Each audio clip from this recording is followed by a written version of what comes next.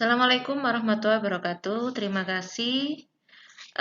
Pada kesempatan hari ini saya, Merisananda Fardita, selaku dosen mata kuliah Teori Pengembangan Kurikulum, akan menjelaskan materi prinsip landasan pengembangan kurikulum. Pengembangan kurikulum sendiri itu maksudnya adalah proses perencanaan dan penyusunan kurikulum oleh pengembang kurikulum dan kegiatan yang dilakukan agar kurikulum yang dihasilkan dapat menjadi bahan ajar dan acuan yang digunakan untuk mencapai tujuan pendidikan nasional. Maksudnya di sini jadi adanya pengembangan kurikulum pastinya ada tim pengembang yang dimaksudkan untuk menghasilkan bahan ajar yang sesuai. Jadi untuk bisa mencapai tujuan pendidikan nasional. Kemudian landasan kurikulum ini terdapat 3 landasan, di mana adanya landasan filosofis, landasan psikologis, landasan yuridis. Landasan filosofis ini maksudnya membahas dan mengidentifikasi landasan filsafat dan implikasinya dalam mengembangkan kurikulum. Jadi ada sejarah di mana kurikulum ini bisa dibuat atau disahkan dan dipublikasikan secara nasional. Kemudian landasan yang kedua adalah landasan psikologis, membahas dan mengidentifikasi landasan psikologis dan implikasinya dalam mengembangkan kurikulum. Proses pendidikan terjadi adalah proses interaksi antar individu. Jadi pengembangan psikologis ini memang sangat penting karena tiap usia itu kita berbeda dalam memperlakukan siswa. Jadi tiap usia pada siswa itu bisa dikatakan berbeda karena tergantung pada tingkat kematangan siswa itu sendiri. Kemudian landasan yang ketiga adalah landasan yuridis berdasarkan produk yuridis yang ditetapkan. Jadi yuridis ini sudah diputuskan oleh Menteri Pendidikan Nasional melalui undang-undang. Kemudian dari 3 landasan tersebut, yang paling kita bahas adalah landasan psikologis. Ada 9 aspek psikologis terdapat pada kurikulum. Yang pertama ada aspek ketakwaan, adanya aspek cipta, rasa, karsa, karya, di sini tentang kreativitas, kemudian aspek karya yang tentang keprigelan, kemudian aspek kesehatan, aspek sosial, dan aspek individu. Jadi 9 aspek ini harus tercantum pada kurikulum, yang mana harus disesuaikan dengan psikologis siswa antar jenjang. Jadi misalnya di jenjang SD pastinya berbeda dengan SMP dan juga SMA. Begitu juga dari aspek psikologisnya juga pasti akan berbeda berdasarkan 9 aspek ini. Kemudian, psikologi perkembangan kaitannya dengan kurikulum. Yang pertama, tiap anak diberi kesempatan untuk berkembang sesuai dengan bakat, minat, dan kebutuhannya. Jadi, memang dalam psikologi perkembangan bakat minat anak ini memang diperlukan untuk membentuk aspek psikomotor. Jadi perlu memang di dalam kurikulum ini diterapkan. Kemudian yang kedua, di samping disediakan pembelajaran yang bersifat umum yang harus dipelajari peserta didik di sekolah adalah disediakan pembelajaran pilihan sesuai minat dan bakat anak. Jadi memang sudah ada, misalnya di jenjang sekolah dasar itu ada yang namanya muatan lokal, di mana muatan lokal ini pada setiap daerahnya pasti berbeda. Misalnya pada daerah Jawa muatan lokalnya biasanya itu TIK, pelajaran TIK dan juga bahasa daerah. Dan bahasa daerah ini menyesuaikan daerah masing-masing.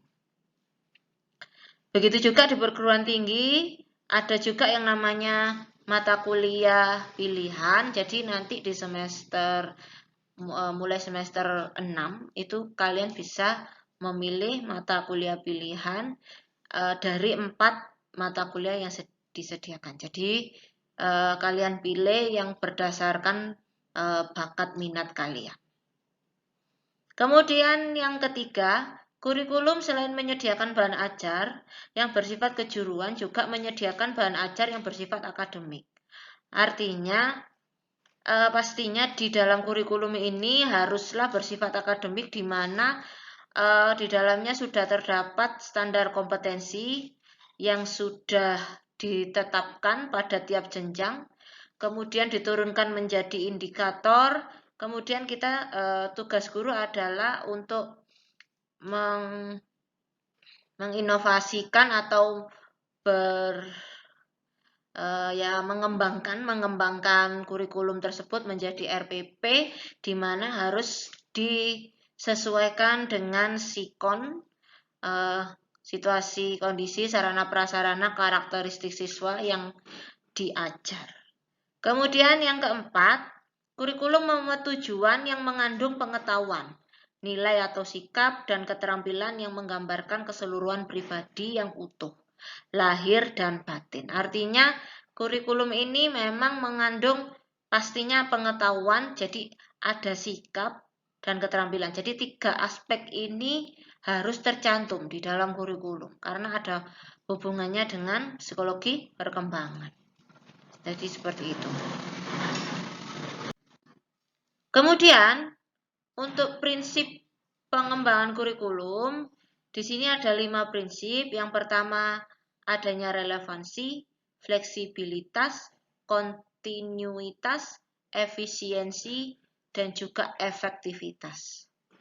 Relevansi ini maksudnya memiliki relevansi di antara komponen-komponen kurikulum. Maksudnya di dalam kurikulum haruslah tercantum tujuan, bahan, strategi, organisasi, dan evaluasi. Maksudnya di situ pada tiap jenjang pastinya berbeda tujuannya, tujuan yang dicapai apa, kemudian bahan medianya, strategi, dan seterusnya. Kemudian untuk sisi fleksibilitas memiliki sifat luas, jadi fleksibel ya, lentur dalam pelaksanaan, tidak sepenuhnya mengikat, tetapi paling tidak tujuan pembelajarannya itu tercapai. Maksudnya seperti itu. Contoh misalnya di daerah tertentu, ketika sarana prasarana tidak mendukung misalnya,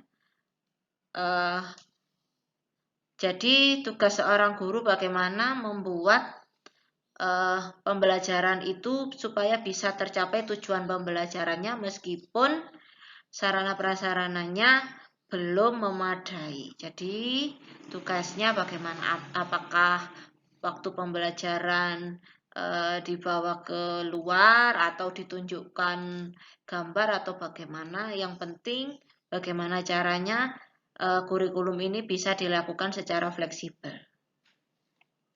Berikutnya prinsip kontinuitas, artinya adanya kesinambungan.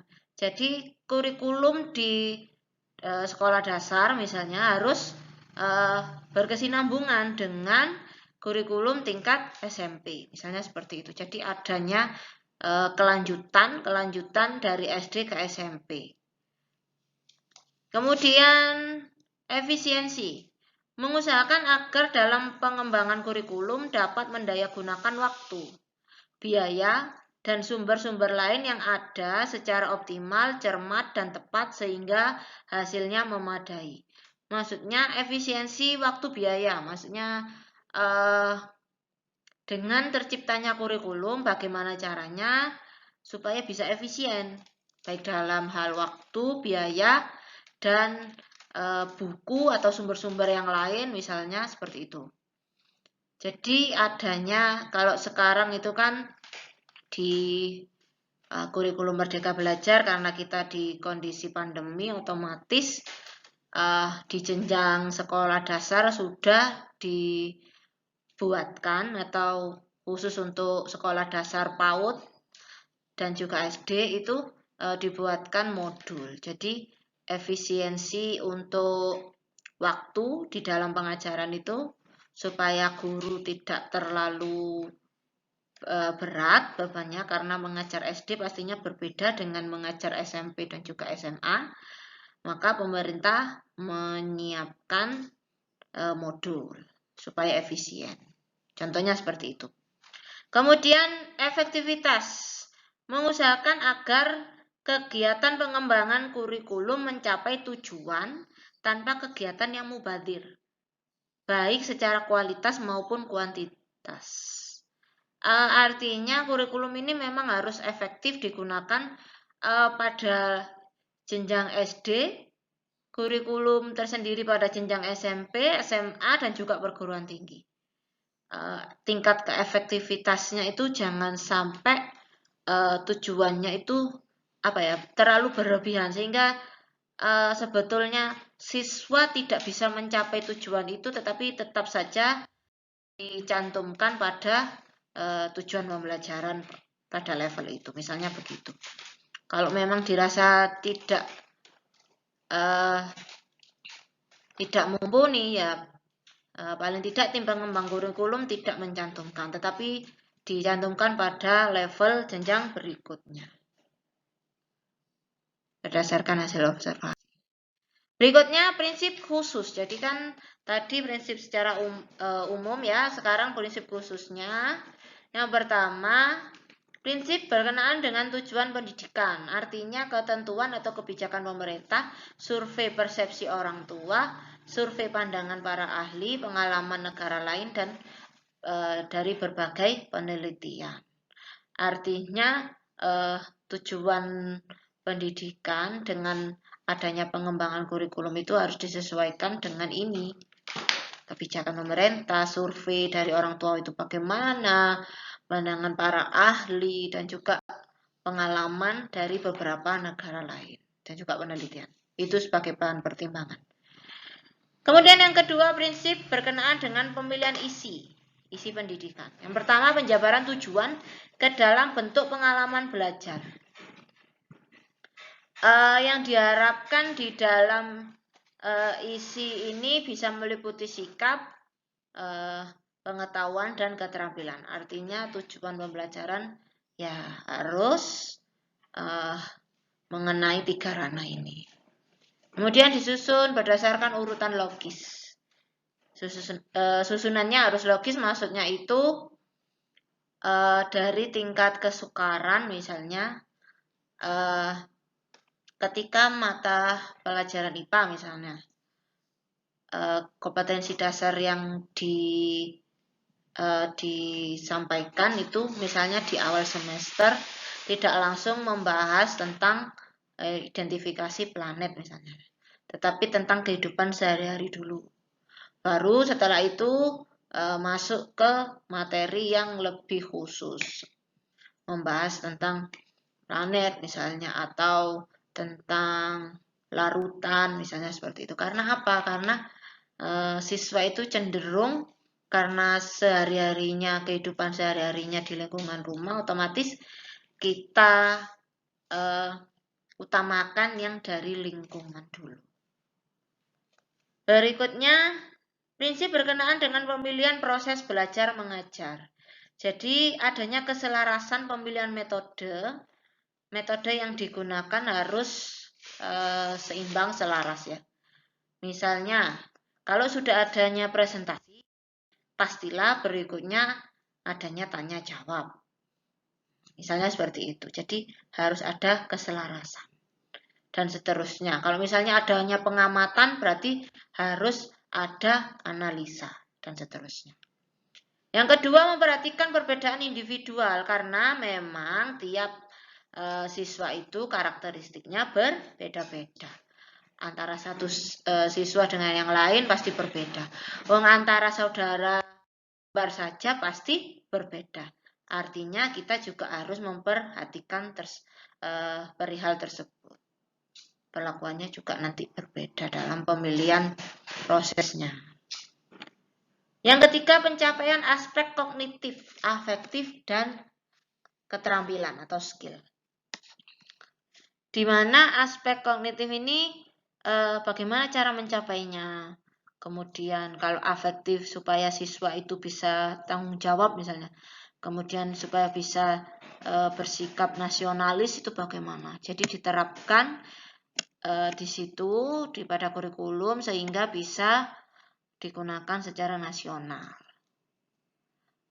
Berikutnya prinsip berkenaan dengan pemilihan media. Jadi ketersediaan alat yang sesuai dengan situasi sekolah tersebut itu bagaimana sarana prasarananya, kemudian pengorganisasian alat dan bahannya, apakah misalnya ketika mengajarkan anak SD di mata pelajaran matematika misalnya, matematika tentang penjelasan perkalian misalnya, otomatis kita hubungkan dengan keseharian dulu.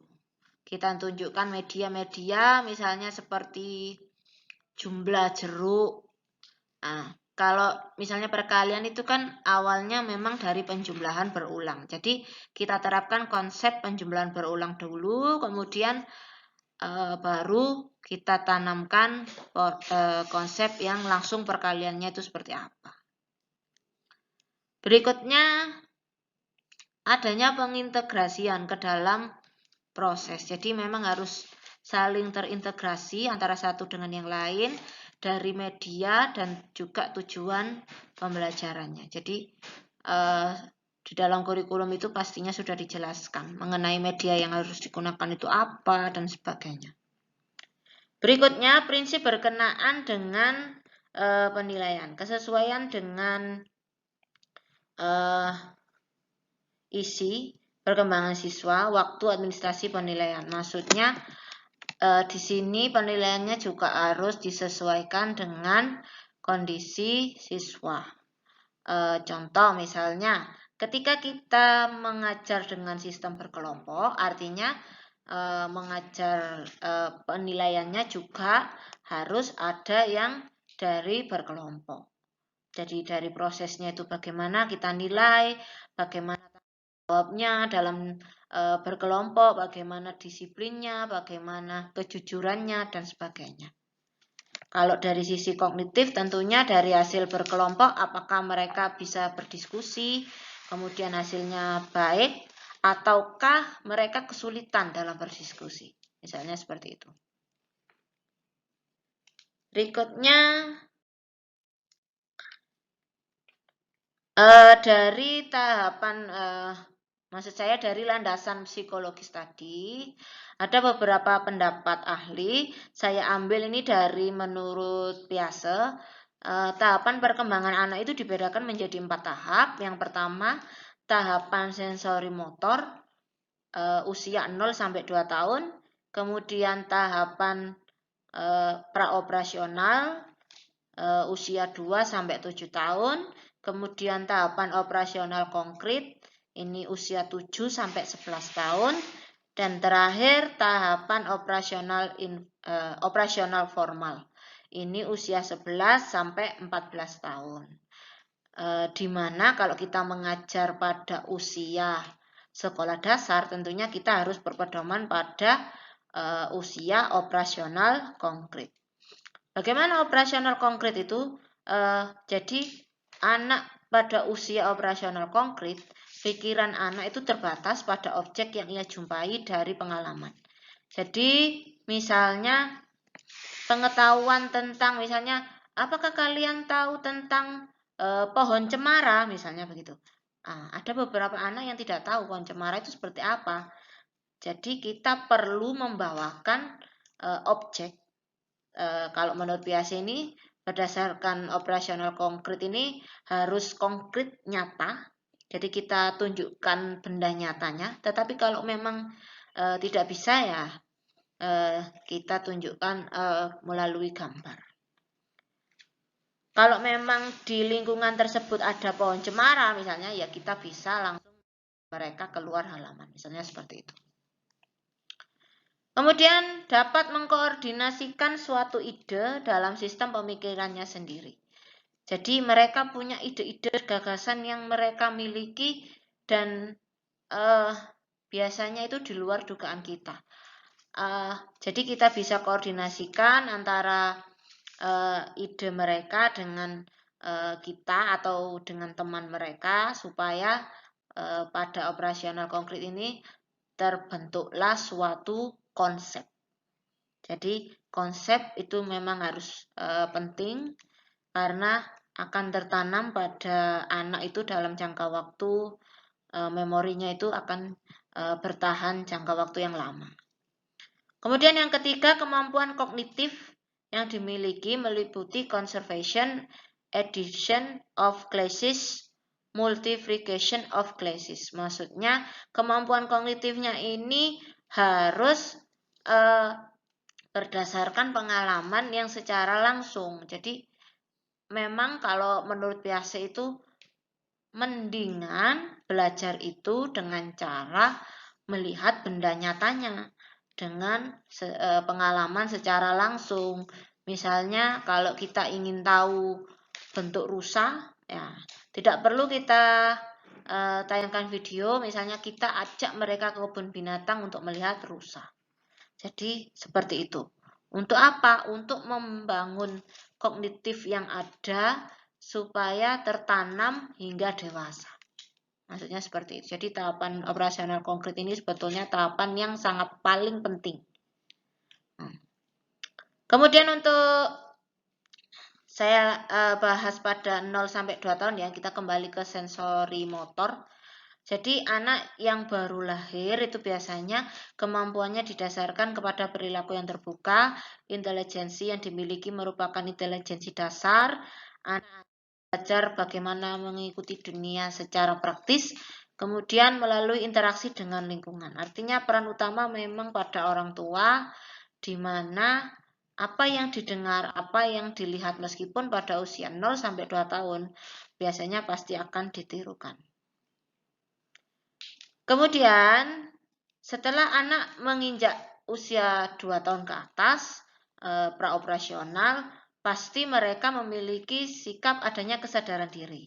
Kemudian kemampuan dalam berbahasa juga mulai berkembang. Anak mulai mengetahui perbedaan antara objek sebagai bagian dari individu atau kelasnya. Kemudian pandangan animistik terhadap dunia dan bersifat egosentris. Maksudnya ketika anak pada usia 2-7 tahun itu biasanya mereka sudah mulai bisa berbahasa yang pertama.